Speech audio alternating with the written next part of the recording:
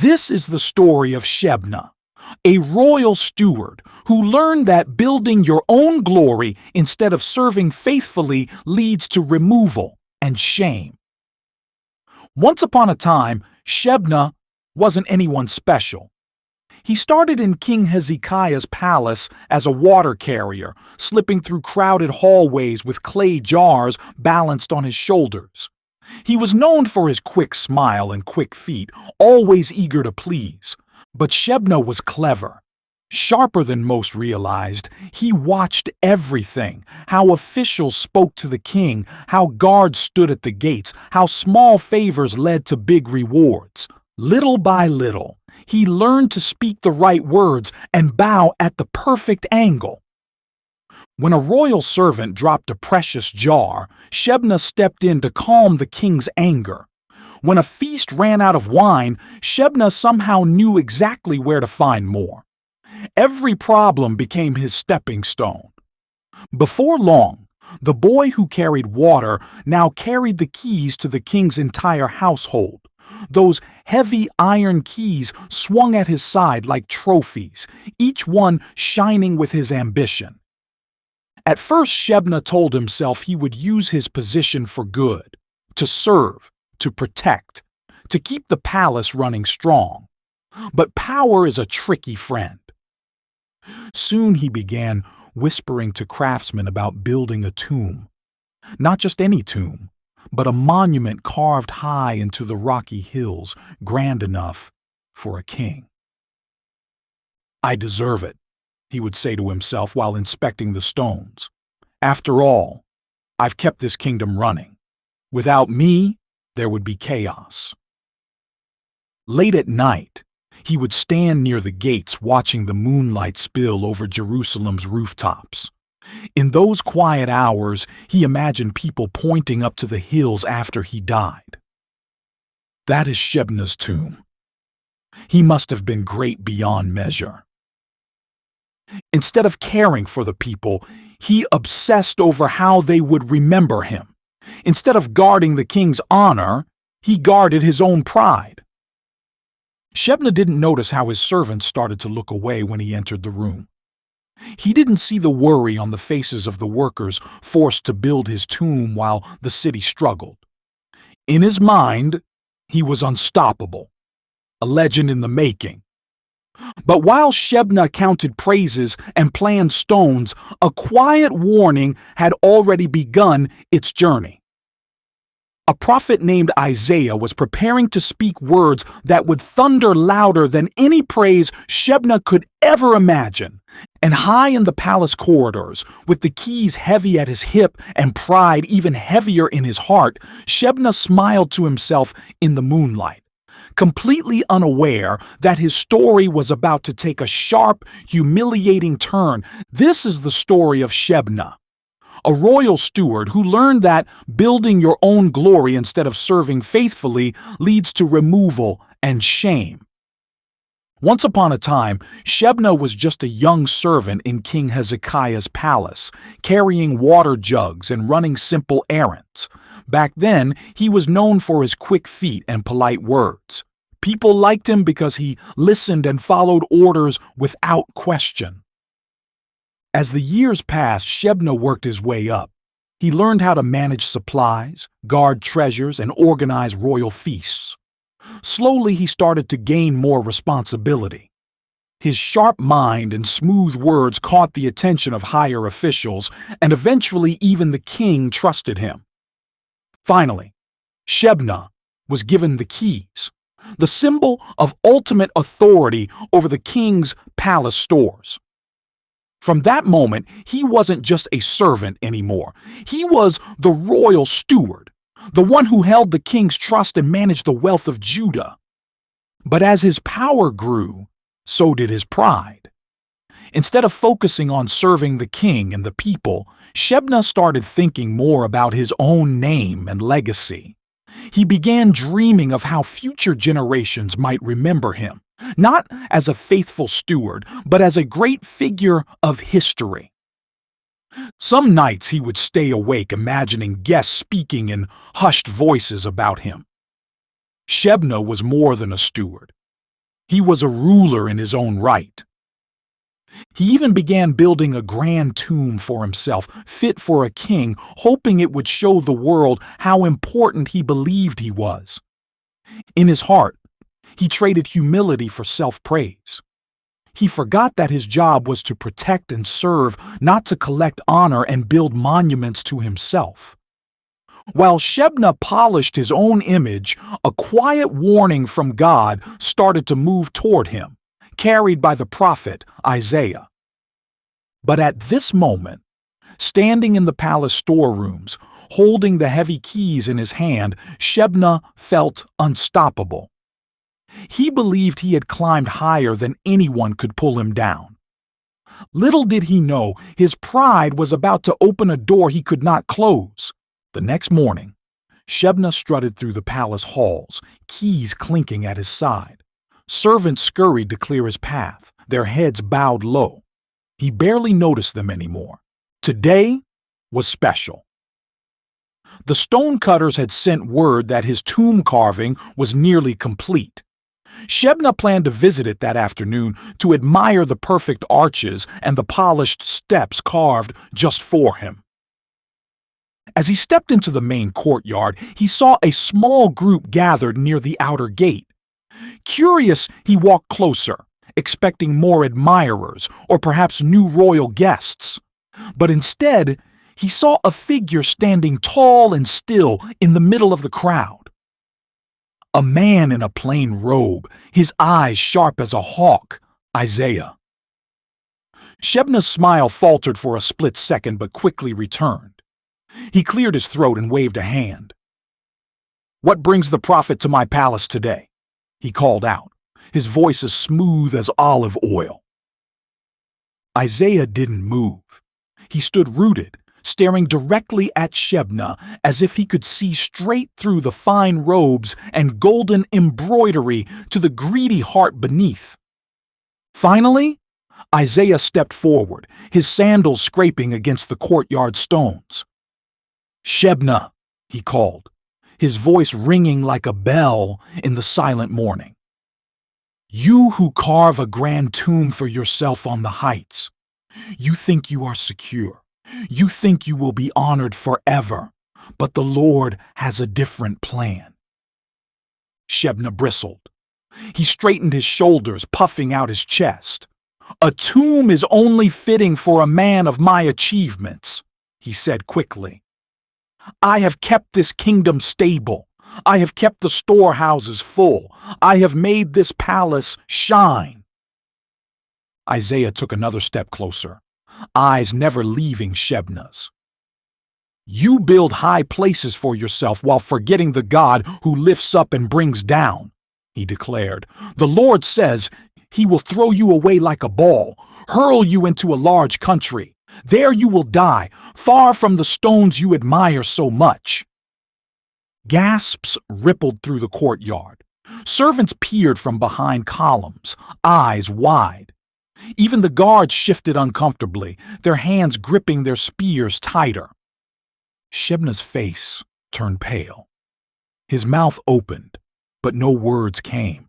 For the first time in years, he felt small, like the young water carrier he once was, lost in the palace shadows. Isaiah continued, voice steady and strong. "Your place will be given to another, a servant who honors God rather than himself. Your keys will be taken, your name forgotten, your pride crushed." Shebna shook his head, slowly stepping backward. "No," he stammered, voice cracking. You must be mistaken. I have done great things. I deserve—" Isaiah lifted his hand sharply. "You deserve nothing except what God decides. Your titles, your keys, your tomb, all of them will become monuments to your shame, not your greatness." Shebna fell silent, his eyes darting to the watching crowd.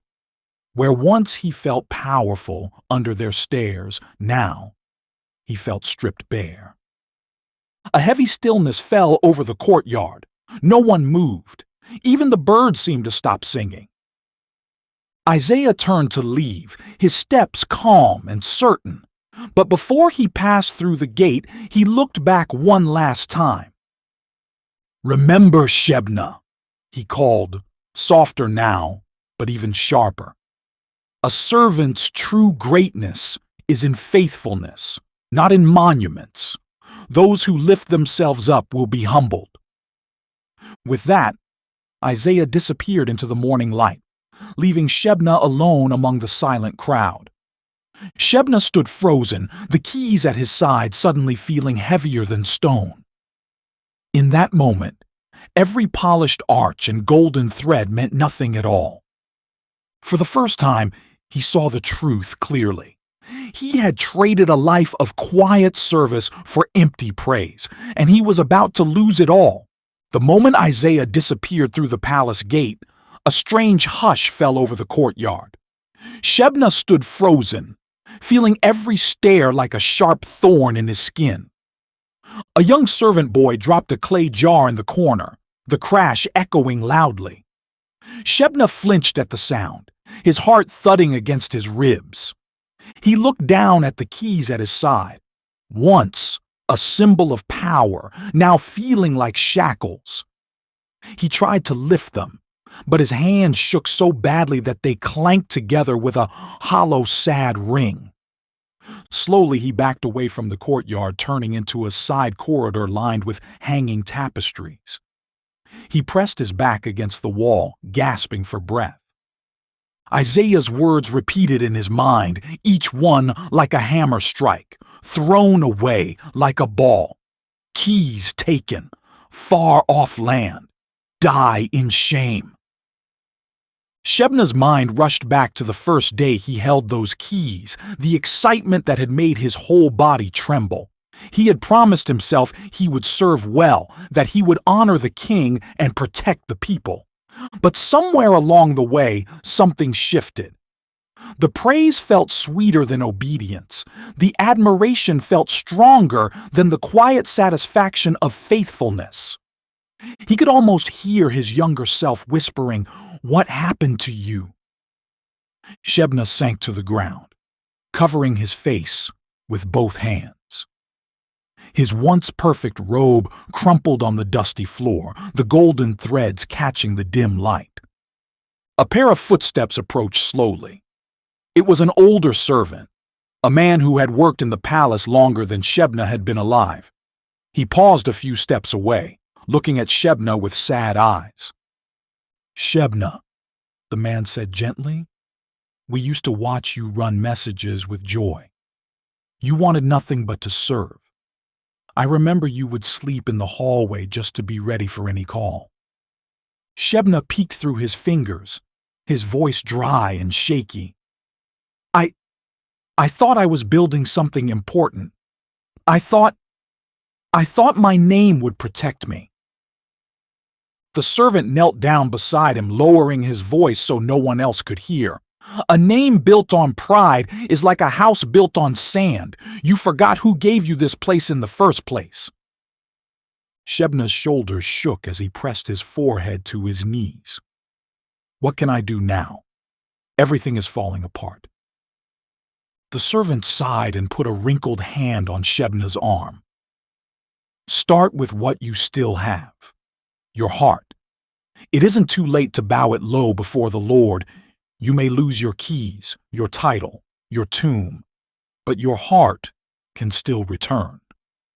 For the first time in years, Shebna felt something break open inside, a crack in the hard shell he had built around himself. He looked up, his eyes wet, searching the servant's face for any sign of hope. But before he could speak again, shouts echoed down the hallway. Messengers were coming. Messengers who would carry Isaiah's words straight to the king. Messengers who would announce that Shebna's time was ending. Shebna wiped his eyes with trembling hands and stood shakily, the keys clinking like iron chains. Somewhere deep inside, a question echoed. Would he cling to his pride until the very end, or would he turn back before it was too late? The shouts grew louder in the corridor.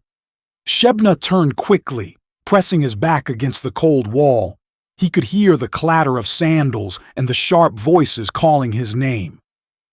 Moments later, 3 palace messengers appeared, their faces tight and serious. The tallest one, a young man with a thin scar across his cheek, stepped forward.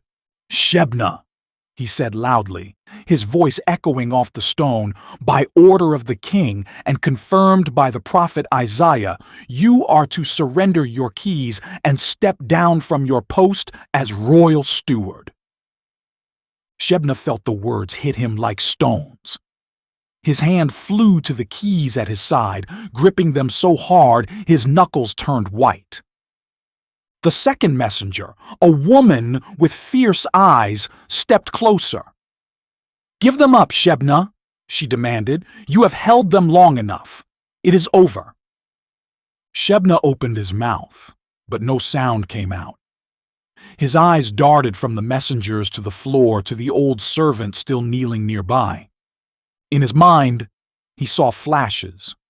The golden tomb on the hillside, the hushed voices praising him, the embroidered robe he had worn so proudly. Each image flickered like a dying flame. He remembered his first days, the joy in serving, the pride in doing even the smallest task well. He saw his younger self running barefoot through the palace hallways, breathless and laughing.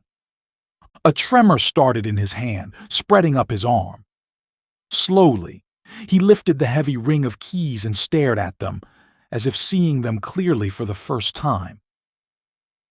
"They were supposed to make me great," he whispered, his voice trembling. "But they made me blind." The young messenger extended his hand. "It is time," he said gently, his earlier sternness softening just slightly. Shebna hesitated.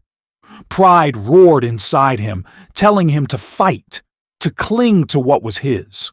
But beneath it, a smaller voice called, a voice he had almost forgotten. "Return." With a shuddering breath, Shebna stepped forward. Slowly he placed the keys into the messenger's palm. The metal clinked, echoing through the hall like a final farewell. As the keys left his hand, a weight seemed to lift from his shoulders. It was replaced by a new ache, the sharp sting of shame, but also something gentler, a spark of relief. The messengers turned to leave, their sandals sliding quietly against the floor. The second messenger paused and looked back, her eyes searching Shebna's face. "Pride builds tall walls," she said softly, "but repentance builds open doors." Then they were gone, carrying his keys, his title, and his plans for glory away down the hall. Shebna stood frozen for a long moment, staring at his empty hands. Slowly, he turned to the old servant still kneeling nearby. "They're really gone," Shebna said, his voice small and broken. The servant nodded, his eyes kind but sad. "Now you can decide what truly matters," he replied, "your name in stones or your heart in God's hands." Shebna's lips parted, a shaky breath escaping. For the first time in years, he wasn't holding anything. Not keys, not power, not praise, only himself. And maybe, just maybe, that was the first step toward finding the true service he had abandoned so long ago. After the messengers left, Shebna stood alone in the corridor. Every sound, the drip of water from a distant fountain, the shuffle of guard sandals outside, felt sharper, almost too loud. He stepped forward unsteadily, his robe brushing against the stone walls. The once proud threads of gold now felt heavy, like chains dragging behind him. He reached the outer courtyard and paused in the archway. Beyond him, servants were moving crates and sweeping the floors. A few glanced up when they saw him, and the usual quick bows and nervous smiles were gone. Now, their eyes were wide, uncertain. almost pitying. Shebna took a shaky breath and stepped out. The courtyard seemed to shrink around him as whispers floated through the air. Is it true? The steward lost his keys. Isaiah warned him. He didn't listen. They say he built a tomb for himself, as if he were a king. The words felt like stones thrown at him. Shebna kept walking, each step slow and unsure. Near the fountain, an elderly woman looked up from her basket of figs. She had always offered him fruit in the past, always eager for a polite word in return. Now she simply watched him, her eyes sad and knowing. Shebna hesitated, then approached her. He opened his mouth to speak but found no words waiting. She studied his face for a long moment, then offered a single fig, placing it gently in his hand. Better to taste the sweetness of humility, she said softly, than the poison of pride. He stared at the fig, feeling his throat tighten.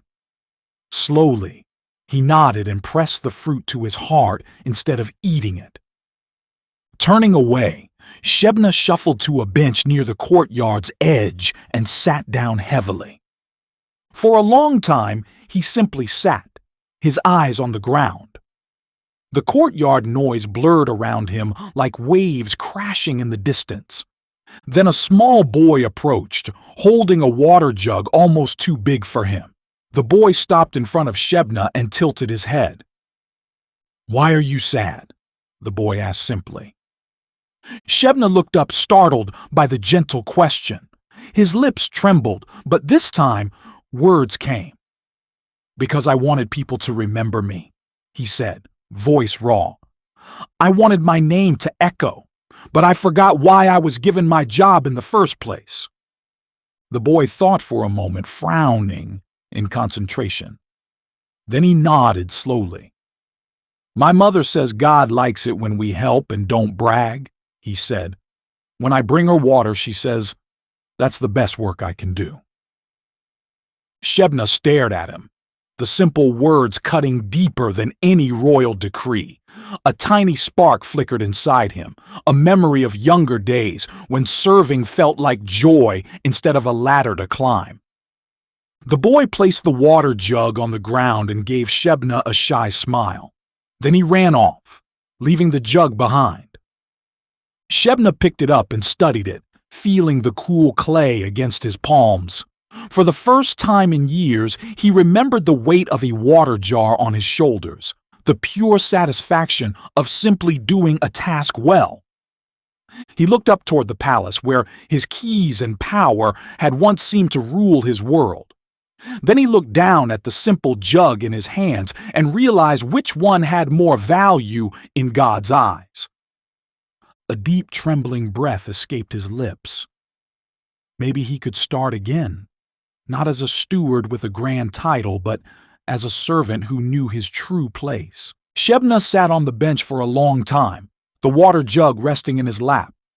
He turned it over in his hands, tracing the small cracks along its sides.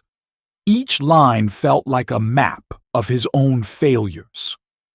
Finally, he stood up slowly, gripping the jug tightly.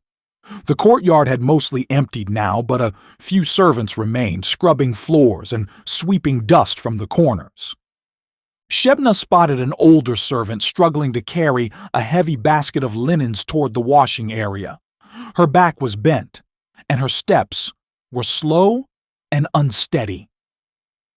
He hesitated.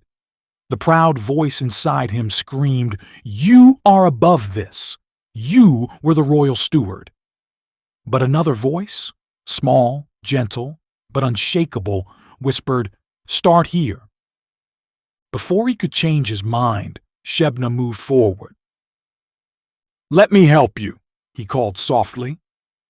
The woman turned, surprised. When she saw who it was, her eyes widened. "Shebna? You want to help me?" He nodded, reaching for the basket without waiting for permission. She stared at him for a moment, as if trying to decide if it was some kind of trick.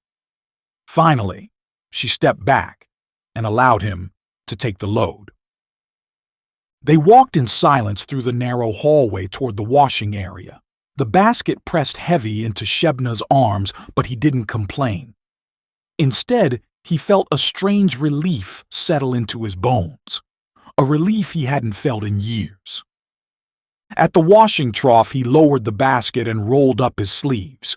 One by one, he dipped the linens into the water, scrubbing them against the stone.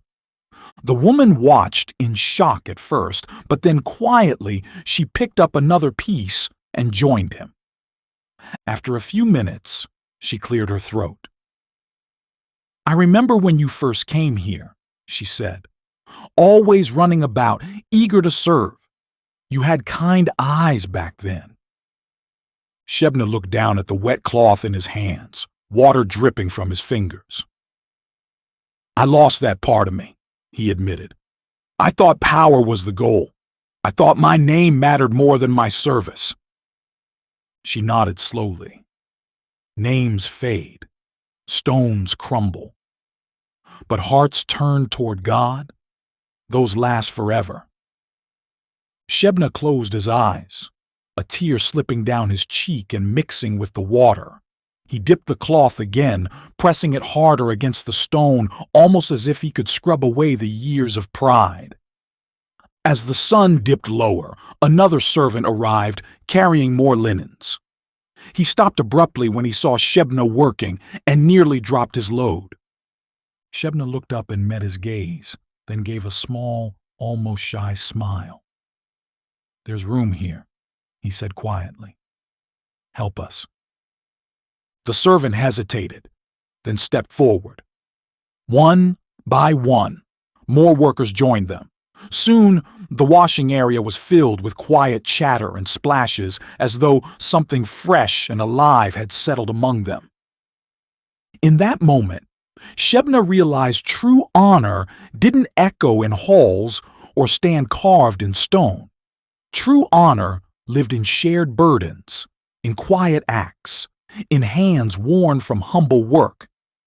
He looked around at the circle of servants, at the simple cloth in his hands, and for the first time in years, his heart felt light, like it belonged exactly where it was meant to be. As twilight spread its purple and gold veil over the palace, Shebna stayed at the washing trough, rinsing and wringing each cloth until his fingers were raw and pruned. When they finally finished, the older servant pressed a folded cloth into Shebna's hands. "For your sweat," she said, her voice gentle, "and thank you." Shebna bowed his head, accepting the cloth with trembling fingers. A simple "thank you" felt more precious to him now than all the fake praises he had once chased.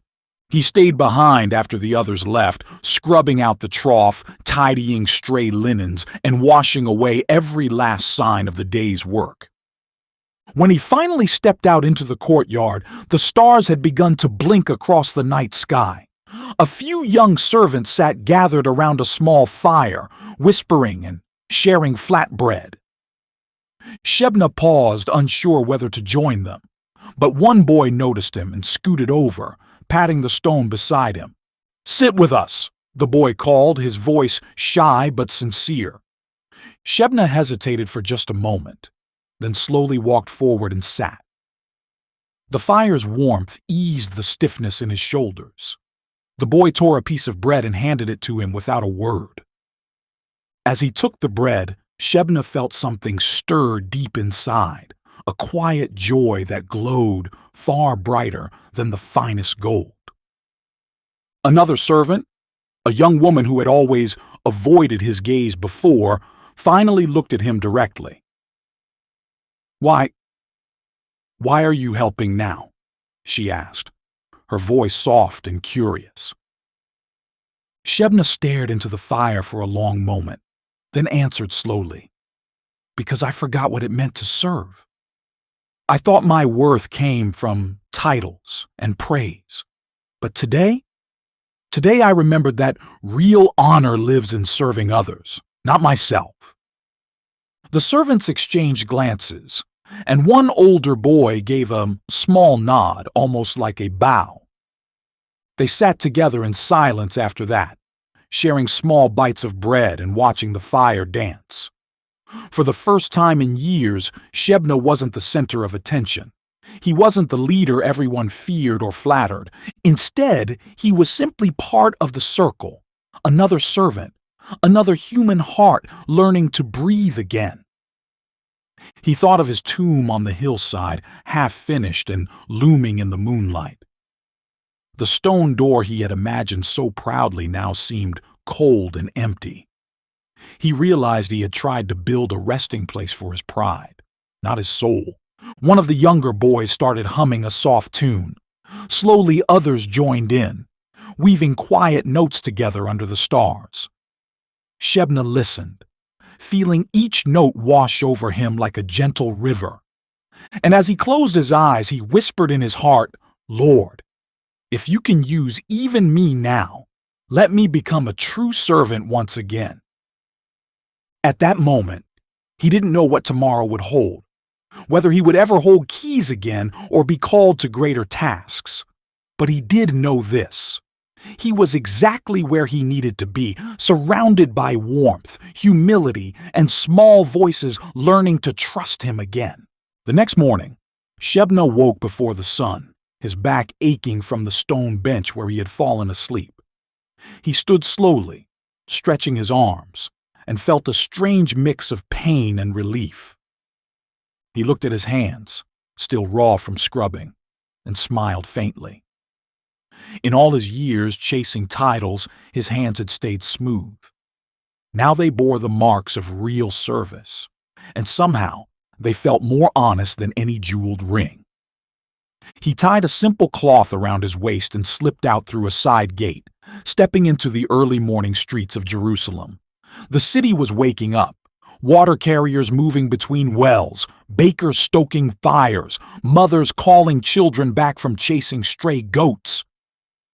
Shebna walked quietly, feeling the stones under his feet. People stared when they recognized him. Some whispered, some turned away in surprise or suspicion. Near the edge of the city, he found a group of women struggling to lift heavy jars onto a cart. He paused, then stepped forward. "May I help you?" he asked, his voice low but steady. One of the women looked at him, her brow furrowed. "A royal steward, helping with water jars," she said slowly. Shebna bowed his head. "Not a steward anymore," he admitted. "Just a man trying to do what he should have done long ago." There was a long silence. Then the woman nodded and stepped aside. Carefully, Shebna bent and lifted one jar after another onto the cart. The water sloshed, spilling over his arms and soaking his simple robe, but he didn't stop. When they finished, the women looked at him differently. Not with the wide eyes of fear or forced respect, but with something new, cautious warmth. "You can come back tomorrow," one of them said softly, almost as if she couldn't believe the words herself. Shebna nodded, a small, real smile lighting his face. "I will," he promised. He spent the rest of the day weaving through the city, helping wherever he found need, patching a broken wall for an old widow, carrying baskets of figs for a young merchant boy, mending a cracked water trough for a donkey. Every task, no matter how small or dirty, felt like a quiet echo of something he had lost and now found again. By evening he returned to the palace courtyard, hands covered in dust, hair matted with sweat. A few servants stood nearby, watching in astonishment as he knelt to wash his hands in the old stone basin. The older servant who had comforted him days before stepped forward. "I heard you were seen all over the city," he said, a slow smile spreading across his weathered face.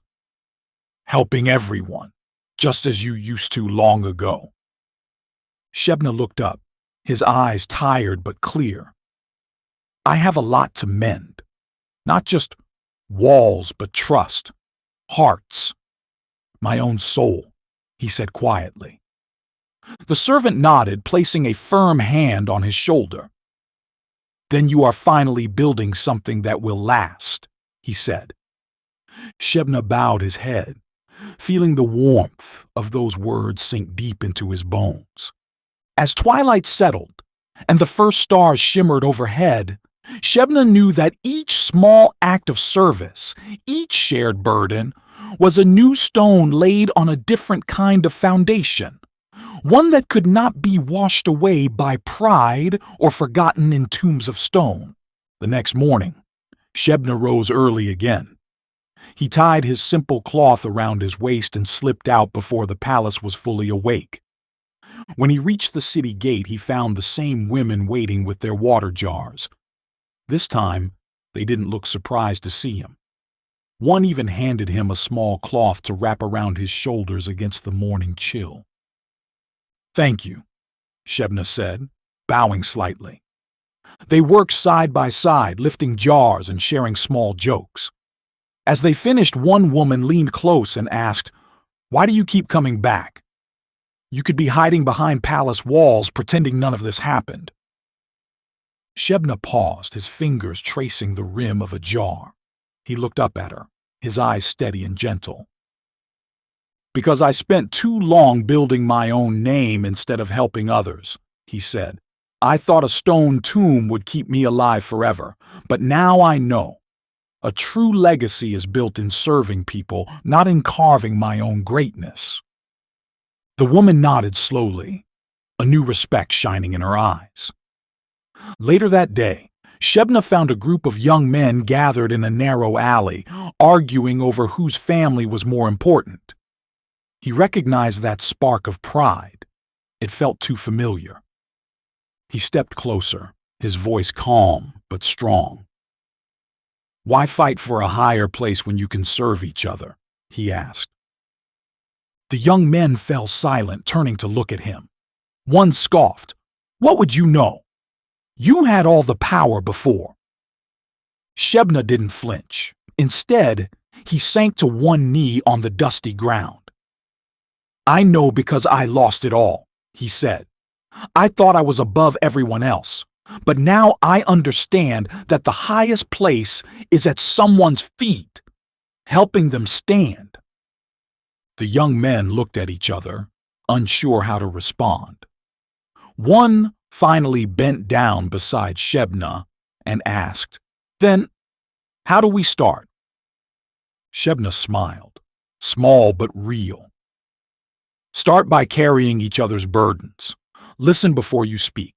Share your food, your water, your time, even if no one sees you do it." A few of the young men nodded slowly. Another hesitated, then offered his hand to help Shebna stand. For the rest of the afternoon, Shebna guided them to the widow's broken wall, to the donkey's cracked trough, to the fig seller's heavy baskets.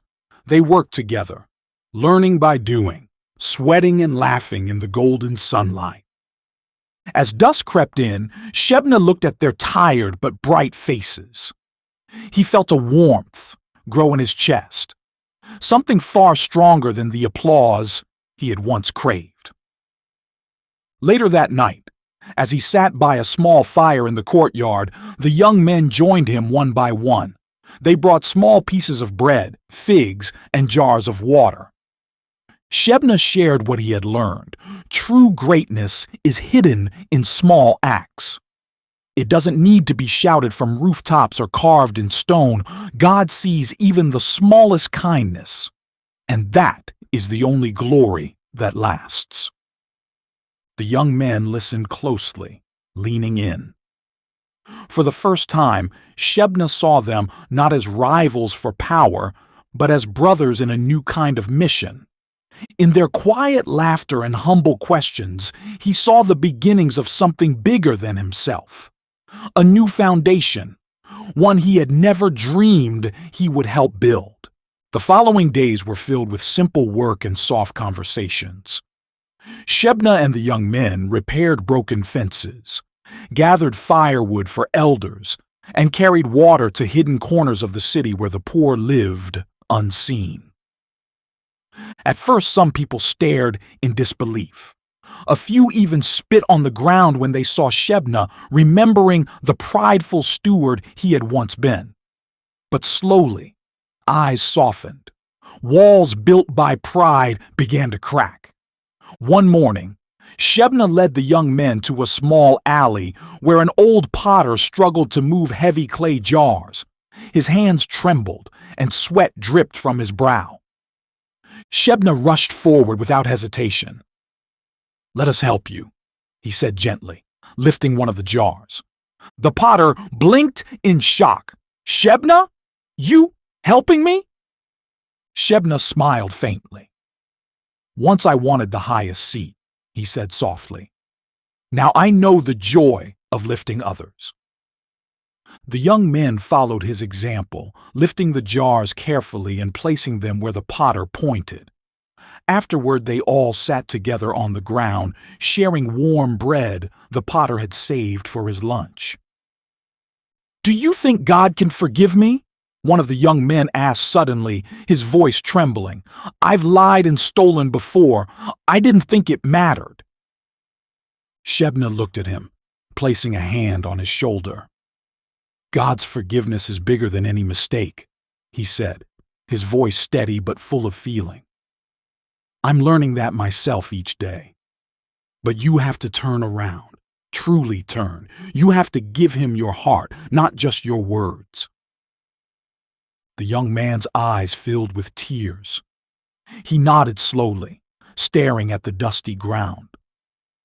Later that night, Shebna sat under the stars with the young men gathered around him. They had started calling him teacher, but he always corrected them. "Not teacher," he insisted, "just a brother on the same road." One boy handed Shebna a small clay cup of water. Shebna accepted it, his hands still rough and scratched from the day's work. He took a sip, then looked at the flickering fire in front of them. "I used to dream of my name being carved in stone," he admitted quietly, his voice almost swallowed by the night air. "But now I dream of hearts changed, of hands reaching out instead of clutching power. That is the only legacy that matters." The young men listened, each one leaning forward, their eyes wide and shining. One of them, the shyest of the group, finally spoke up. "What will happen to your great tomb on the hillside?" he asked. Shebna looked down, smiling sadly. "Let it stand empty," he said. "It was built for pride, not for truth.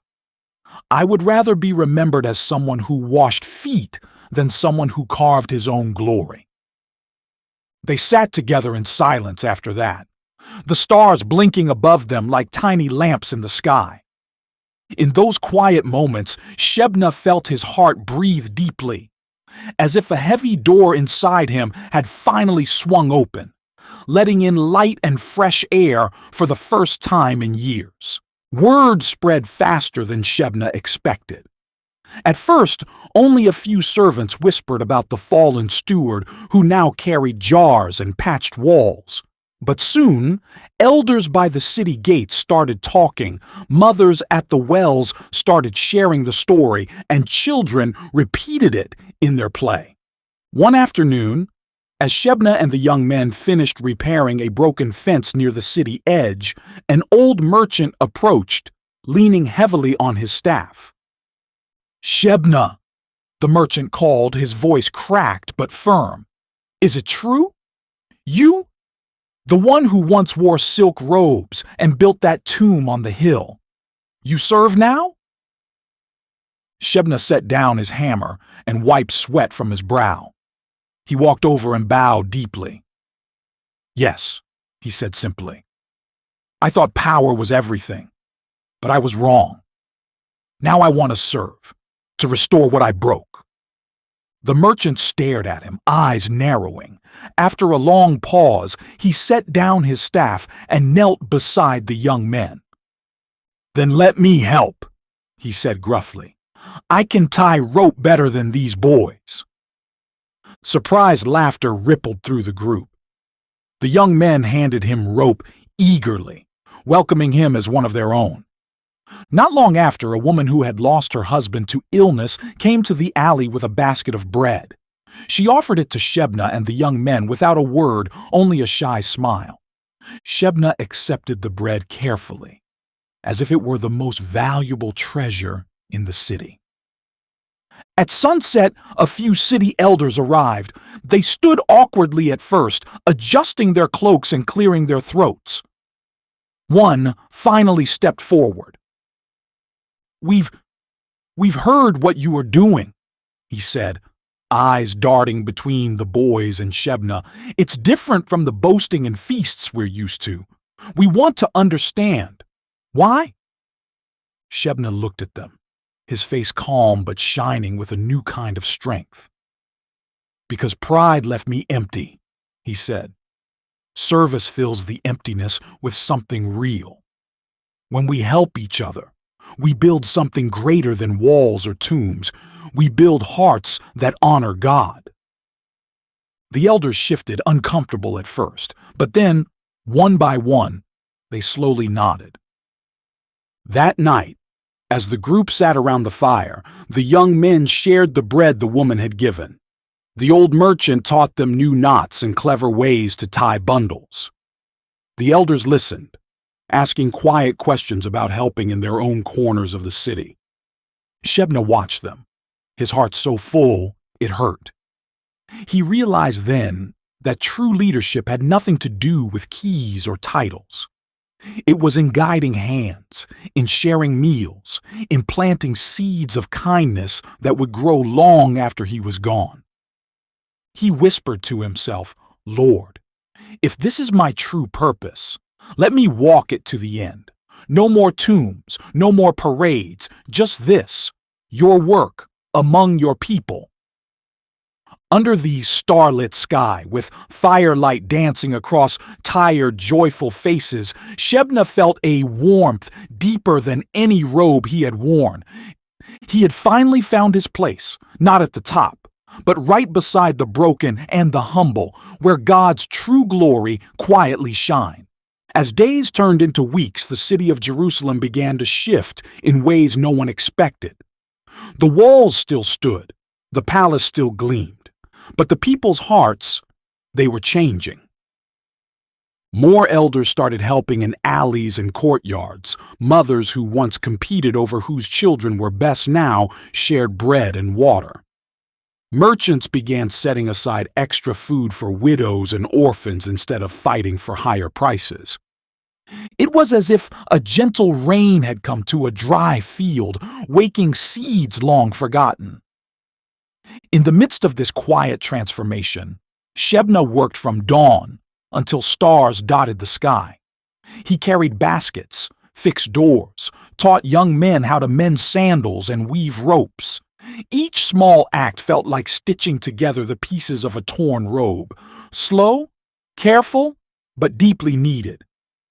One evening, as Shebna helped repair a leaky roof, a young boy climbed up beside him, carrying a small clay pot of nails. "Mama says you used to be powerful," the boy said shyly, setting the pot down. Shebna chuckled softly, hammering in another wooden peg. "I thought I was," he admitted, "but I was really just loud and empty inside." The boy tilted his head. "Do you miss being important?" Shebna paused, resting his hand on the roof beam. He looked up at the darkening sky, thinking carefully. "I don't miss it," he said slowly. "I was never truly important then.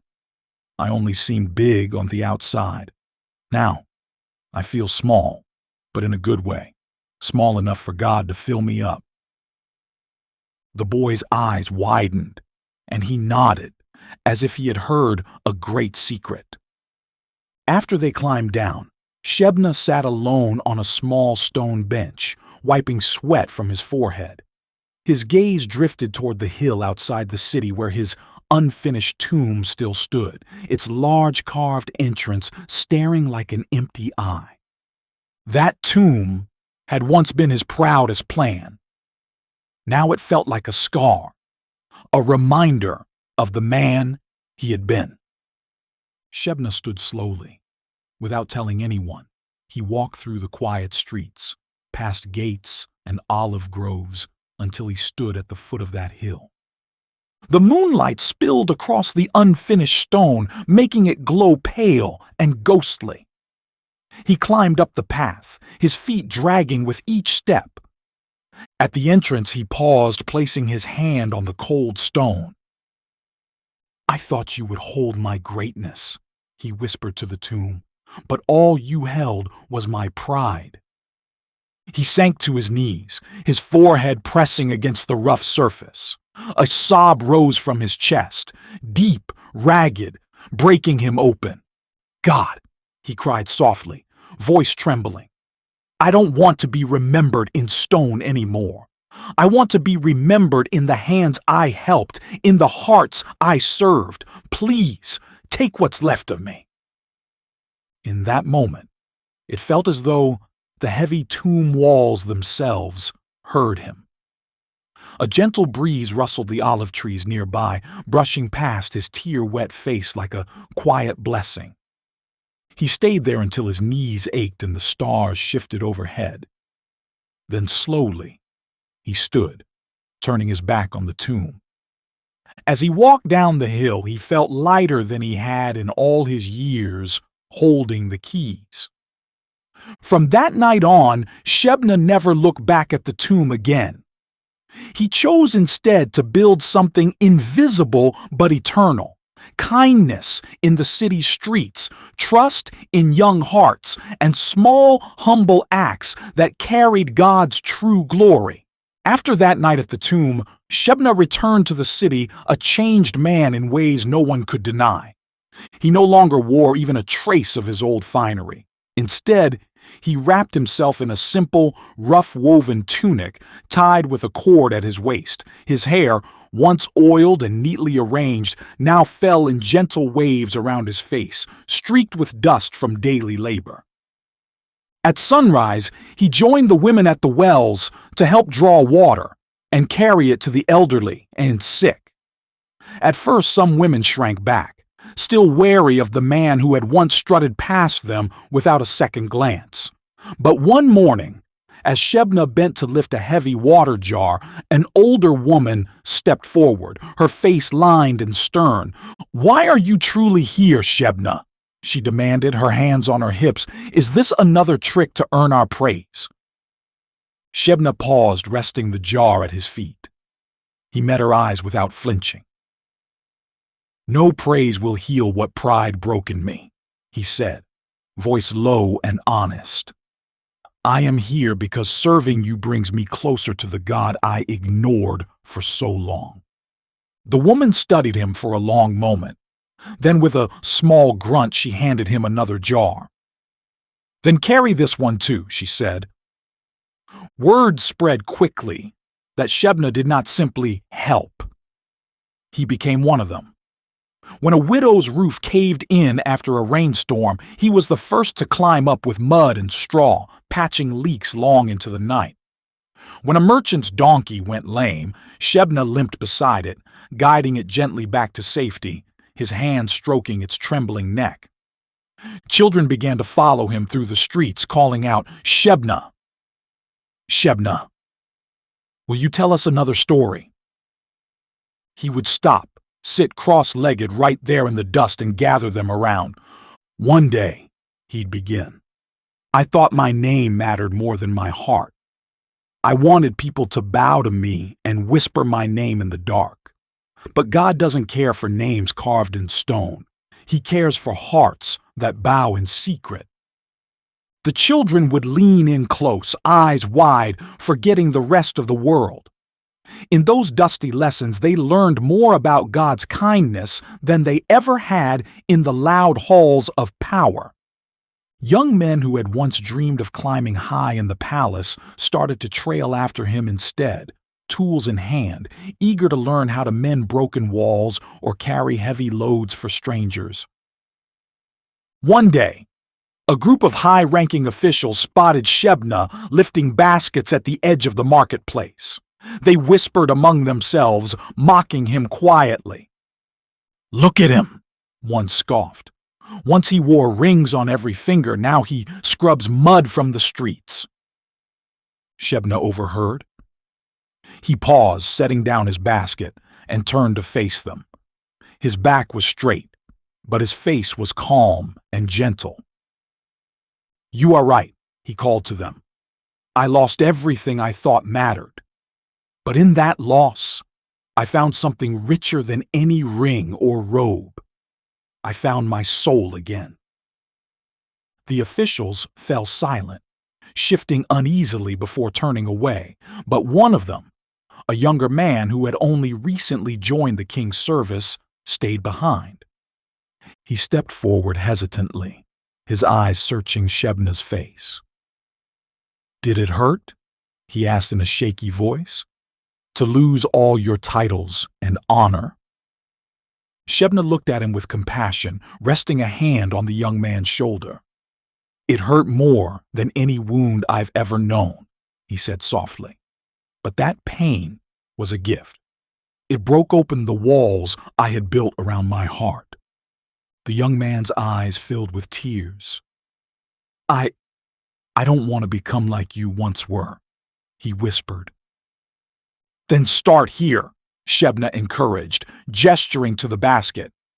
"Carry burdens before you carry titles. Learn to bow low before trying to stand high." The young man nodded slowly and picked up the basket. Together they walked side by side into the crowded street, sharing the load. That evening, Shebna sat at the edge of the city gate watching the sun bleed gold and purple across the sky. People came and went, some pausing to nod or offer a kind word. A small girl approached shyly, holding a woven flower crown. She held it out to him without speaking. Shebna's eyes widened in surprise. "Is this for me?" he asked. She nodded. "For the kind man who helps everyone," she whispered. He took the crown gently, tears gathering at the edges of his eyes. He placed it on his head, smiling so wide his face almost hurt. "This is the only crown I ever want," he told her. "Thank you." The girl beamed and ran off to join her friends, leaving Shebna alone with the soft evening breeze. He looked up at the darkening sky, lifting a silent prayer. "Thank you, Lord, for stripping away what I didn't need and giving me what I didn't know I was missing." And as the stars winked awake above Jerusalem, Shebna finally felt what it meant to be truly honored. Not by men, not by titles, but by the quiet approval of God and the trust of simple, everyday hearts. As the days rolled on, Shebna's quiet service grew into a living story that spread through the whole city. No royal decree announced it, no herald shouted his name. Instead, word moved from mouth to mouth, heart to heart, like ripples in a gentle pond. One early morning, Shebna rose before dawn and carried bread to a group of workers preparing a new water channel for the city. The men looked surprised as he handed out warm loaves, bowing slightly to each one. "You're Shebna, aren't you?" one of them finally asked, wiping flour from his fingers. Shebna nodded. "I was once a man of keys and titles," he said. "Now, I prefer to be a man of hands and heart." The workers laughed softly, their tense shoulders relaxing as they shared the bread and sipped water together. Even there, in the half-lit morning, small seeds of change took root. Later that day, a widow called for him. Her small clay oven had cracked and she had no money to fix it. Shebna came without hesitation, kneeling in the dust and carefully mending the cracks with clay and straw. As he worked, the widow sat beside him, her eyes misty. "Why do you help so many?" she asked quietly. Shebna looked up, smiling through the clay dust on his cheeks.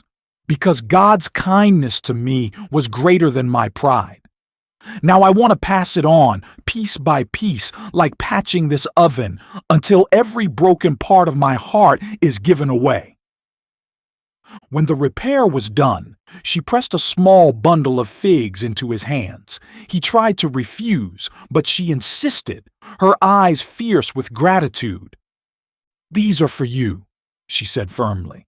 "A small thank you, from a heart you helped heal." He bowed deeply and accepted them, holding them to his chest like a precious jewel. That evening, as the city glowed in the last orange light, Shebna gathered again with the young men and children in a small courtyard. They had started calling their little group the Circle of Helpers, and the name spread quickly.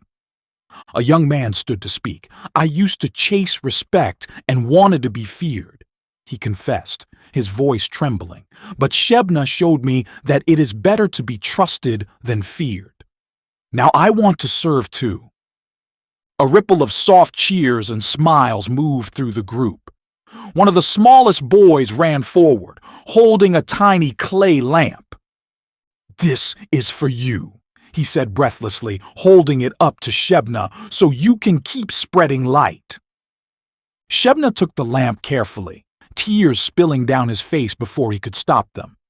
He set it in the center of the circle and lit it, the flame flickering softly and casting warm light on every face.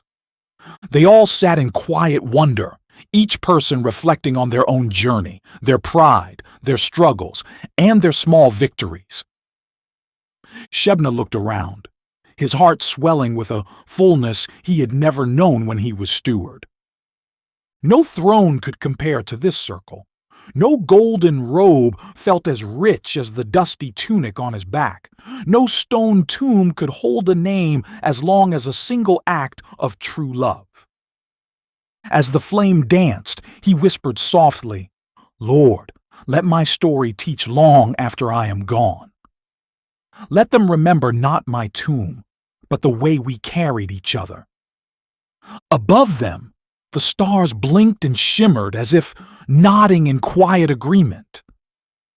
The children began humming a gentle tune, and the young men joined in, their voices weaving together like threads in a strong new cloth. Shebna closed his eyes and let the song wash over him, feeling as if he was standing in a river of grace, cleansed and renewed. That night, under the soft glow of the small lamp, Shebna knew with complete certainty that he had finally become the man he was always meant to be. Not a ruler of keys and walls, but a quiet servant of hearts. And in that humble, glowing circle his true legacy began. One not carved in stone, but living, breathing, and carried on in every act of kindness for generations to come.